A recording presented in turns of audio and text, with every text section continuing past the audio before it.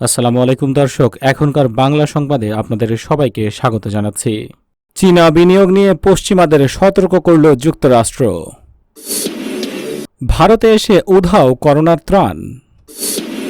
Trinamool vote চুরি করেছে দাবি বিজেপির, ভোট পুনর্গণনার দাবিতে আদালতে যাচ্ছে তারা। সিরিয়ায় রাশিয়ার বৈধ উপস্থিতির সমালোচনা করার অধিকার আমেরিকার নেই বলছে রাশিয়া। বাংলাদেশ সহ 38টি দেশের জন্য সৌদির ভ্রমণ নির্দেশিকা। দর্শক, এবার জানাবো কিছু দেশের সংবাদ। 2 শর্তে আটকা খালেদার বিদেশ যাত্রা, হবে পর্যালোচনা বলছেন আইনমন্ত্রী।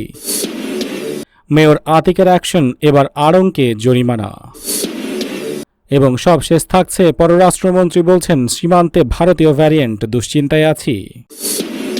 মার্কিন পররাষ্ট্রমন্ত্রী অ্যান্টনি ব্লিংকেন বলেছেন পশ্চিমা অর্থনীতিতে চীনা বিনিয়োগের সঠিক ধরন নিয়ে সতর্ক থাকতে হবে। কৌশলগত সম্পদগুলোতে দেশটির বিনিয়োগ নিয়ে খুব সতর্কভাবে চিন্তা করতে হবে। বৃহস্পতিবার ব্রিটিশ সংবাদ মাধ্যম বিবিসিকে দেয়া এক সাক্ষাৎকারে তিনি এই মন্তব্য করেন। গত 40 বছরে চীনের জমকালো সামরিক এবং অর্থনৈতিক উত্থান ঘটেছে। বিশেষ করে 1991 সালে সোভিয়েত ইউনিয়নের পতনের পর ভূ রাজনৈতিকভাবে চীন সবাইকে ছাড়িয়ে যাওয়ার চেষ্টা করছে। চীনকে ঠেকাতে একটি সর্বসম্মত নীতি নির্ধারণের চেষ্টা চালিয়ে যাচ্ছে পশ্চিমা দেশগুলো। বিনিয়োগের লাভজনক উৎস হিসেবে চীনকে দেখা হলেও তাতে পরিবর্তন আনা হয়েছে। চীনকে বৈশ্বিক স্থিতিশীলতার হুমকি হিসেবে বিবেচনা করা হচ্ছে এবং দেশটির 5G প্রযুক্তি এড়িয়ে যাওয়া হচ্ছে। চীন বিনিয়োগ থেকে পশ্চিমাদের পিছু হটা উচিত কিনা জানতে চাইলে ব্লিংকেন বলেন, চীনকে আটকে দেয়া বা নিয়ন্ত্রণ করতে চায় না যুক্তরাষ্ট্র, কিন্তু দ্বিতীয় বিশ্বযুদ্ধের পর আন্তর্জাতিক নিয়মভিত্তিক শাসন ব্যবস্থা চাচ্ছে পশ্চিমারা। এতে চীনা বিনিয়োগের সঠিক ধরন নিয়ে সবাইকে সচেতন হতে হবে। তিনি আরও বলেন, যদি তারা কৌশলগত শিল্প সম্পদে বিনিয়োগ করতে চায় তাহলে পশ্চিমা বিশ্বগুলোকে অবশ্যই সেদিকে খেয়াল রাখতে হবে এবং দেশগুলোকে তখন তা বেশ সচেতনমূলকভাবে মূল্যায়ন করতে হবে। চীনের পণ্য পুরো বিশ্বেই ছড়িয়ে আছে। পশ্চিমা বিশ্ব থেকে শুরু করে পৃথিবীর যে কোনো বিশ্বেই চীনের পণ্যের ব্যাপক চাহিদা রয়েছে। বিগত 1 মাস ধরে করোনা সংক্রমণে বিপর্যস্ত ভারত। রোগীর চাপে ভেঙে পড়েছে দেশটির স্বাস্থ্যসেবা। অক্সিজেনের অভাবে মারা যাচ্ছেন রোগী। এমন পরিস্থিতিতে ভারতের প্রতি সহায়তার হাত বাড়িয়ে দেয় বিশ্বের বিভিন্ন দেশ। তারা জরুরি ত্রাণ সামগ্রী দিল্লিতে পাঠিয়েছে। ভারতে এসে গায়েব হয়ে গিয়েছে সেই করোনার ত্রাণগুলো। সিএনএন বলছে, ভারতকে সহায়তার ইতিমধ্যে 40টির বেশি দেশ এগিয়ে এসেছে। গত সপ্তাহ থেকে মালবাহী বিমানে ভেন্টিলেটর, অক্সিজেন সাপ্লাই এবং অ্যান্টিভাইরাল ওষুধ আসতে শুরু করেছে। দিল্লির বিমানবন্দরে ওই পার্সেলগুলো নামানো হচ্ছে এমন ছবিও দেখা যাচ্ছে গণমাধ্যমে। কিন্তু এত ত্রাণ সহায়তার পরও প্রতিদিনই দেশটিতে অক্সিজেনের অভাবে মারা যাচ্ছে মানুষ।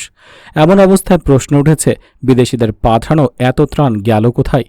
সম্প্রতি যুক্তরাষ্ট্রের পররাষ্ট্র মন্ত্রণালয়ের সংবাদ সম্মেলনে এক সাংবাদিকে জিজ্ঞাসা করেছিলেন, যুক্তরাষ্ট্র তার জনগণের আয়করের টাকায় এত যে ত্রাণ পাঠাচ্ছে সেগুলো কোথায়? ত্রাণগুলো কিভাবে কাজে লাগানো হচ্ছে সে বিষয়ে কোনো নজরদারি আছে কিনা এমন প্রশ্নও করা হয়। ভারত সরকার এক বিবৃতি দিয়ে ত্রাণ সামগ্রীর বিষয়ে ব্যাখ্যা দিয়েছে। সরকার বলছে, ত্রাণ বিতরণের ক্ষেত্রে সুগঠিত প্রক্রিয়া অনুসরণ করছে তারা। 24 ক্যাটাগরিতে 40 লাখ উপাদান এসেছে ত্রাণ হিসেবে। এগুলো ইতিমধ্যেই সারা দেশের 38টি স্বাস্থ্যসেবা কেন্দ্রে পাঠানো হয়েছে বলে দাবি ভারতের স্বাস্থ্য মন্ত্রণালয়ের। কিন্তু বাস্তবতা হচ্ছে, অনেক রাজ্য এবং স্থানীয় কর্তৃপক্ষ দাবি করছে কেন্দ্রীয় সরকারের পক্ষ থেকে এসব ত্রাণের সঙ্গে তাদের কোনো ধরনের কোনো যোগাযোগই নেই এবং এই ত্রাণগুলো তারা পাচ্ছে না। উধাও হয়ে যাচ্ছে বিদেশি ত্রাণ। এবং পশ্চিমবঙ্গের 21-এর ভোটে বিজেপি 1000 বা তার কম ভোটে হারা আসনে ভোট পুনর্গণনার দাবিতে সুপ্রিম কোর্টের দ্বারস্থ হতে চলেছে। গেরুয়া শিবিরের দাবি, এমন আসনের সংখ্যা 92টি। তাদের ধারণা, এই অপ্রত্যাশিত হারের পেছনে এমন কিছু একটা ঘটনা রয়েছে যা সামনে আসা দরকার। এক্ষেত্রে নন্দীগ্রাম সহ 4টি আসনে পুনর্গণনায় বিজেপি প্রার্থীদের জয়লাভ গেরুয়া শিবিরের দাবিকে উস্কে দিয়েছে বলে মত রাজনৈতিক বিশ্লেষকদের। সামাজিক মাধ্যমের সর্বত্র বিজেপি কর্মী সমর্থক থেকে 21 বিধানসভায় লড়াই করায় প্রার্থীরাও এই দাবিতে সোচ্চার হয়েছেন। বুধবার কলকাতায় মুরলীধর সেন লেনে বিজেপির রাজ্য কার্যালয়ের সামনে অবস্থান বিক্ষোভে বিজেপি নেতা শুভেন্দু অধিকারী দাবি করেছেন, ভোট গণনায় কারচুপি হয়েছে। বিষয়টি নিয়ে আদালতে যাবেন বলে হুমকি দিয়েছেন তিনি। বিজেপি সূত্র বলছে, গেরুয়া শিবিরের আইটি সেল নির্বাচন কমিশন থেকে এই কম ভোটে হারা আসনগুলোর তালিকা এবং পরিসংখ্যান জোগাড় করেছে। যেমন তমলুক বিধানসভা আসন। এই আসনে তৃণমূলের কাছে মাত্র 793 ভোটে পরাজিত হয়েছে বিজেপি। তৃণমূল কর্মী সৌমেন কুমার মহাপাত্র পেয়েছেন 1,08,243 ভোট। অপরদিকে বিজেপি প্রার্থী হরেকৃষ্ণ বেরা পেয়েছেন 1,07,450 ভোট। ঠিক একইভাবে দাঁতন বিধানসভায় বিজেপি মাত্র 623 ভোটে হেরেছে। এখানে তৃণমূলের প্রার্থী বঙ্কিমচন্দ্র প্রধান পেয়েছেন 95,209 ভোট, আর বিজেপি প্রার্থী শক্তিপদ নায়ক পেয়েছেন 94,586 ভোট। এই পরিসংখ্যান এবং তথ্য কলকাতায় আসা বিজেপির সর্বভারতীয় সভাপতি জেপি নাড্ডার হাতে তুলে দেওয়া হবে। বিষয়টি কেন্দ্রীয় নেতৃত্বের সঙ্গে আলোচনা করেই আইনি পদক্ষেপের পথে যাওয়া হবে, এমনটাই সূত্রের খবর। সিরিয়ায় রাশিয়ার সামরিক ভূমিকার ব্যাপারে আমেরিকা যে সমালোচনা করেছে তা কঠোর ভাষায় নাকচ করে দিয়েছে মস্কো। আমেরিকায় অবস্থিত রুশ দূতাবাস এক টুইটার পোস্টে বলেছে, সিরিয়ায় আমেরিকার উপস্থিতি অবৈধ এবং তারা রাশিয়ার উপস্থিতি সম্পর্কে কথা বলার কোনো অবস্থানে নেই। রুশ দূতাবাস সুস্পষ্ট করে বলেছে, দামেস্ক সরকারের আনুষ্ঠানিক অনুরোধে মস্কো সিরিয়ায় সেনা পাঠিয়েছে। রুশ দূতাবাস আমেরিকাকে স্মরণ করিয়ে দিয়েছে যে সিরিয়ার সম্পূর্ণ বৈধ সরকার সন্ত্রাসবাদ বিরোধী অভিযান জোরদার করার জন্য রাশিয়াকে আমন্ত্রণ জানিয়েছিল। টুইটার পোস্টে আরও বলা হয়েছে, আমরা স্মরণ করিয়ে দিতে চাই যে সিরিয়ায় মার্কিন সেনা উপস্থিতি অবৈধ। ফলে সিরিয়ায় রাশিয়ার সামরিক বাহিনী যে বৈধ সামরিক তৎপরতা চালাচ্ছে তার সমালোচনা করার কোনো অধিকার আমেরিকার নেই। সিরিয়ার আমন্ত্রণে রাশিয়া সেনা পাঠিয়েছে। 2 দিন আগে আমেরিকার প্রতিরক্ষা বিভাগের ভারপ্রাপ্ত ইন্সপেক্টর জেনারেল এক প্রতিবেদনে দাবি করেছেন যে সিরিয়ার উত্তরাঞ্চলে রুশ সেনারা যে অভিযান চালাচ্ছে তা সহিংসতা রোধ করার প্রক্রিয়াকে বাধাগ্রস্ত করছে। এরপর রুশ দূতাবাস কড়া ভাষায় তার প্রতিবাদ করল।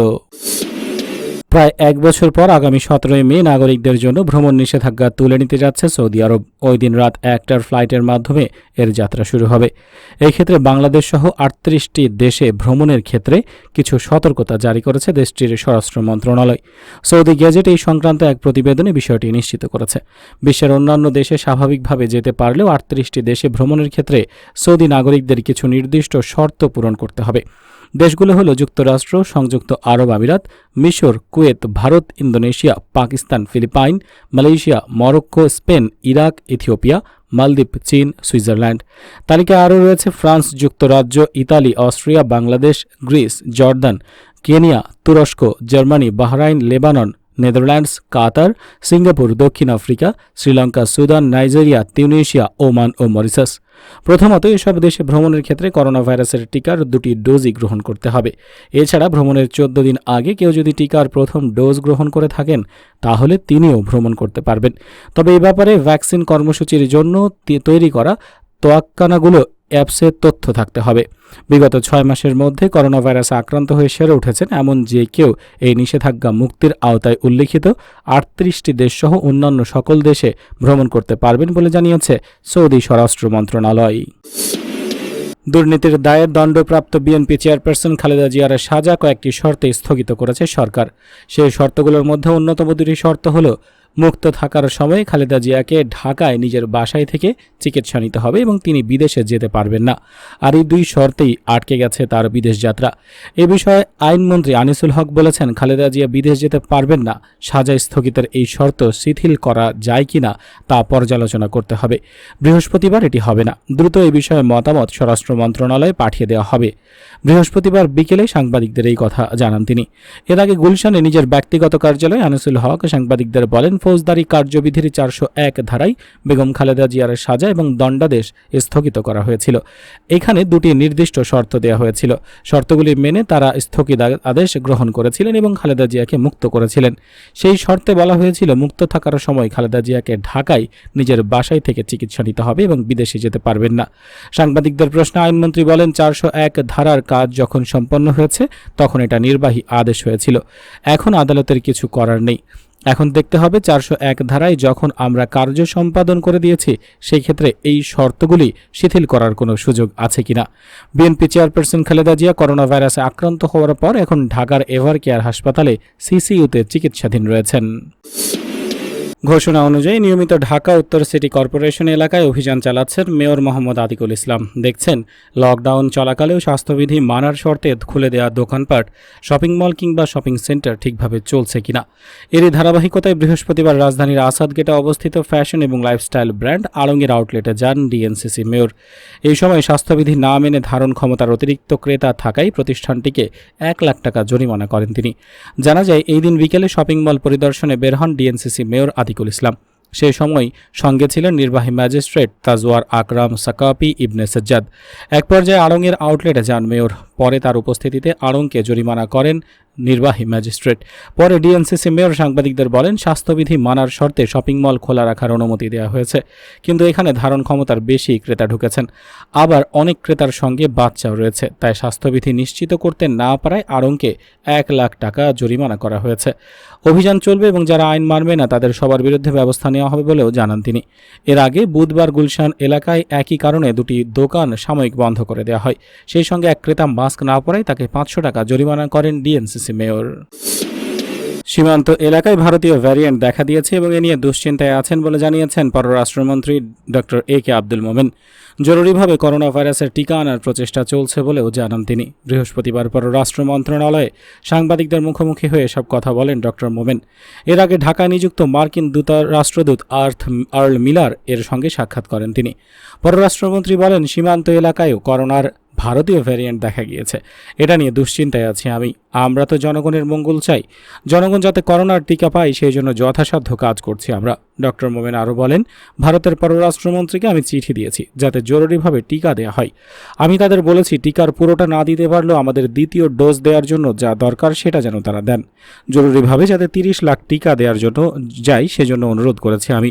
এছাড়াও বিভিন্ন দেশের সাথে টিকার জন্য কথাবার্তা চলছে বলে জানান পররাষ্ট্রমন্ত্রী। আমেরিকার কাছে টিকা সহায়তা চাওয়া হয়েছে এবং চীনের সাথেও কথা বলা হচ্ছে যাতে আবার দ্বিতীয় ডোজ দেওয়ার জন্য বাংলাদেশ টিকার ম্যানেজ করতে পারে।